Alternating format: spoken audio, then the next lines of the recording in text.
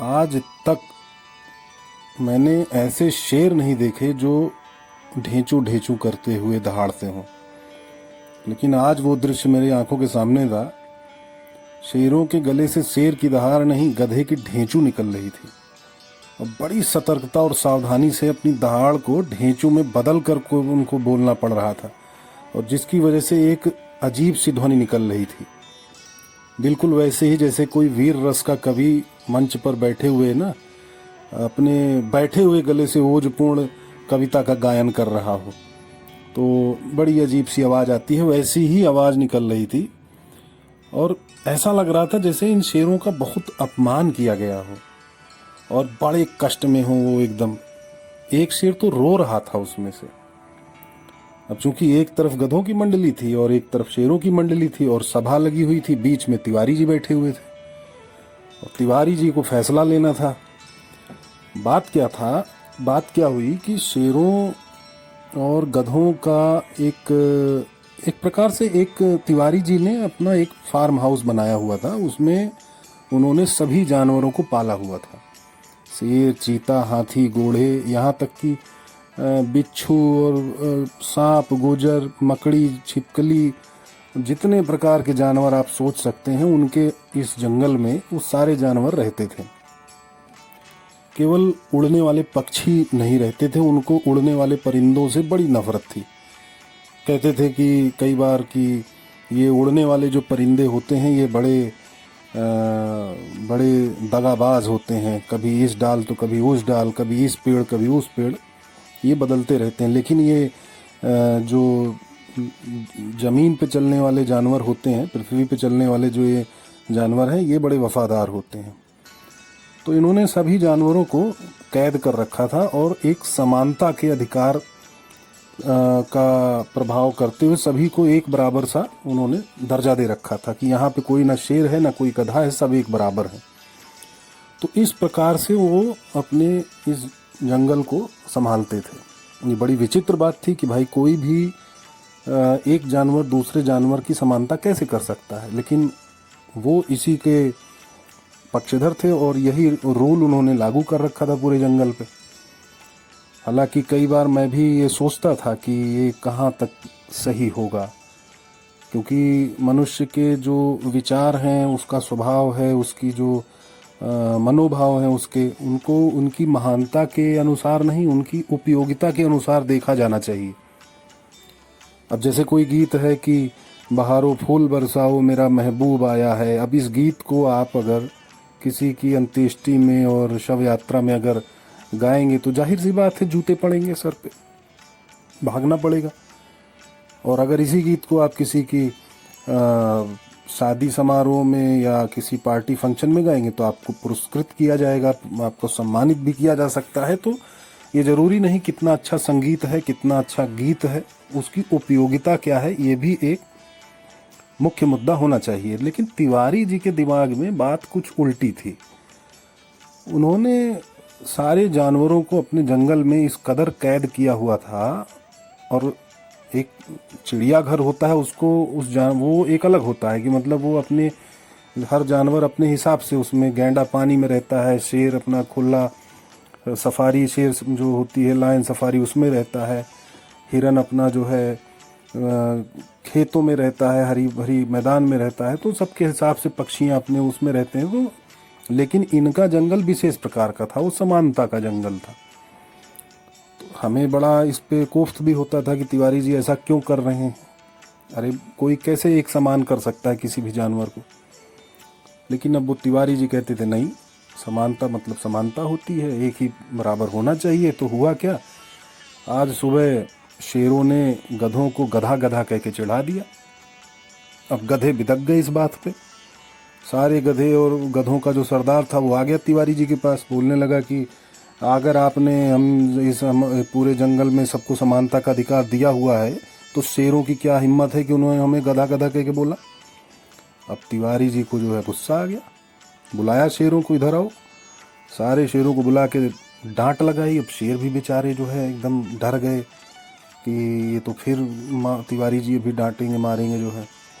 तो शेर बेचारे एकदम दुपक के जो है बैठे हुए डर के मारे, एक तो रो भी रहा था, वही बात क्योंकि शेरों को ना मरने से डर नहीं होता है, लेकिन उनको गधों से पिटने से बहुत ज़्यादा डर था, इसीलिए बेचारे वो चुपचाप सह रहे थे। और तिवारी जी इसी का लाभ उठा करके बोल देते थे कि ऐसा है, अगर तुमको इसी तरह से रहना है तो ठीक है, नहीं तो गधों को मैं राजा बना दूंगा और तुम्हारी पिटाई गधे करेंगे। तो फिर वो शेर बेचारे डर जाते थे। तो इस तरह से जो है चल रहा था। हमने पूछा तिवारी जी से कि तिवारी जी आप ये बताइए, अरे भाई गधों को गधा नहीं कहेंगे, हाथी को हाथी नहीं कहेंगे, चींटी को चींटी नहीं कहेंगे, तो फिर क्या कहेंगे? उनको क्यों चिढ़ होती है? तिवारी जी को भी थोड़ा सोचना पड़ा कि बात तो सही कह रहे हैं भाई। ये कुत्ता, गधा और सूअर, ये 3 जानवर ही ऐसे हैं जिनको इनके नाम से बुलाया जाता है तो चिढ़ते हैं, बाकियों को कोई दिक्कत नहीं है। फिर बड़े दार्शनिक अंदाज में तिवारी जी बोले, देखो ऐसा है, अराजकता का कारण विशेष लोग होते हैं, शेष लोग नहीं होते हैं। अराजकता को समाप्त करना है तो विशेषता को समाप्त करना बहुत जरूरी है। समझ में आ रहा है? अरे चाह करके भी शेष को विशेष नहीं बना सकते, लेकिन विशेष को तो शेष बना सकते हैं ना। हाँ, तो इसीलिए विशेषता के मरते ही सारे शेष हो जाते हैं और सब एक समान हो जाते हैं। और यही फार्मूला मैंने अपने जंगल में अप्लाई कर दिया है। और शेर हो या चीता, सबको घास खानी पड़ेगी, ये रूल लगा दिया मैंने नोटिस बोर्ड पे। अब सारे गधे और चीते सबको जो है घास खानी पड़ रही है, और जो गधे खाते हैं वही उनको भी खाना पड़ रहा है। तो हालांकि बीच में शेर और चीतों ने धौंस दिखाई थी कि नहीं हम घास नहीं खाएंगे, इससे हमको ताकत नहीं मिलती है, हम कमज़ोर हो जाते हैं। तो मैंने उनसे कहा, क्या तुम हाथी से भी बड़े ताकतवर इंसान हो, तुम बड़े ताकतवर जानवर हो? अरे जब हाथी शाकाहारी है, वो घास केला और फल फ्रूट सब खा सकता है, वो कमज़ोर नहीं होता। तुम्हें बड़ी कमज़ोरी आती है घास खाने से, हैं? हाथी कैसे चल रहा है? तो ये सब एकदम सुन के एकदम वो चुपचाप घास खाना शुरू कर दी, क्योंकि वही बात कि उनको पता था कि नहीं तो ये गधों से पिटवाएंगे। अब वो मरने से तो डरते नहीं, लेकिन गधों की मार से बहुत डरते हैं, तो वो चुपचाप उन्हें मानना पड़ा। मैंने भाई साहब से एकदम कहा बड़े स्नेह भाव से, अरे आप गधों को शेरों को गधा बनाने का प्रयास करेंगे तो क्या वो शेर बन नहीं पाएंगे? हैं? क्या वो शेर बन जाएंगे? अरे गधा गधा रहेगा, शेर रहेगा। उनकी हालत धोबी कुत्ते जैसी हो जाएगी, ना वो घर के रहेंगे ना घाट के रहेंगे। गधा गधा नहीं बनेगा, शेर नहीं बन पाएगा। तो भाई साहब एकदम समानता का सिद्धांत एकदम ऐसा उनकी बुद्धि में घुसा हुआ था, एकदम निकल ही नहीं रहा था। मैंने कहा समानता का सिद्धांत भी एक किस्म की बेईमानी है, चाहे वो हमारा समाज हो, हमारा कार्य क्षेत्र हो, हमारा गृह क्षेत्र हो, कहीं भी हम इंसानों में भी जो है ये एक प्रकार की बेईमानी है। तो समानता की बात करके आप तो पुष्ट हो जाएंगे, लेकिन अन्य प्राणी तो नष्ट हो जाएंगे, हैं?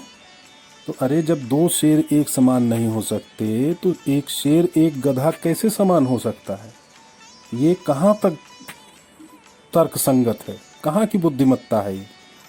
जिसे आप असमानता कहकर विचलित कर अपने मन को हो रहे हैं, आप जिसे असमानता समझकर विचलित हो जाते हैं, वो तो अतुलनीय है, उसकी तुलना ही नहीं हो सकती। असमानता नहीं कहिए उसको, अतुलनीय है वो, उनकी तुलना आपस में हो ही नहीं सकती है। किसी की किसी से कोई तुलना नहीं कर सकता भाई साहब। यही निजता, अनोखापन ही इस संसार का सबसे बड़ा सौंदर्य है। अरे नदी पहाड़ बन सकती है क्या? आप बताइए, हैं? नहीं बताइए भाई साहब, कोई पहाड़ है, माउंट एवरेस्ट चोटी है, वो आप गंगा नदी बना सकते हैं उसे, या गंगा नदी को पहाड़ बना सकते हैं? अरे यहाँ तक कि बहुत से ऐसे भी पौधे हैं जो नरभक्षी हैं, कीड़े मकोड़े खाते हैं, मांसाहारी पौधे हैं। मतलब कई पेड़ ऐसे भी हैं जो मांसाहारी हैं। इतनी असमानता तो हमारी प्रकृति ने हमें दे रखी है, इतनी ज़्यादा असमानता, यही प्रकृति का नियम है। इनको कैसे आप एक स्वरूप, एक समान बना सकते हैं? तो समझिए बात को, सम आधार और समानता ये 2 अलग बिंदु हैं। नदी, पहाड़, पेड़ पौधे, इन सब से लेकर मनुष्य, जीव जंतु, ये सब पृथ्वी रूपी समाधार पर होने के बाद भी समान नहीं है। इसलिए आप क्षमा चाहता हूँ आदरणीय भाई साहब, लेकिन समानता का सिद्धांत पोषण का नहीं, शोषण का सिद्धांत होता है। चाहे वो हमारा कार्य क्षेत्र हो, चाहे वो हमारा गृह क्षेत्र हो। अरे कुछ पौधे तो सूर्य के प्रकाश में बढ़ते हैं, कुछ को बढ़ने के लिए गहन अंधकार की आवश्यकता होती है, तो कैसे वो एक समान हो सकते हैं?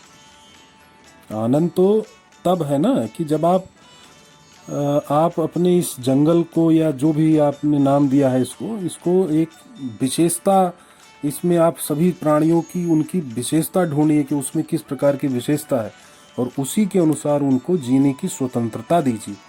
तब वो एक नैसर्गिक सौंदर्य को प्राप्त करेंगे और अपनी क्षमताओं के अनुसार एक समुचित व्यवहार करेंगे, और एक नए लेवल पे आपके इस जंगल को लेकर के जाएंगे।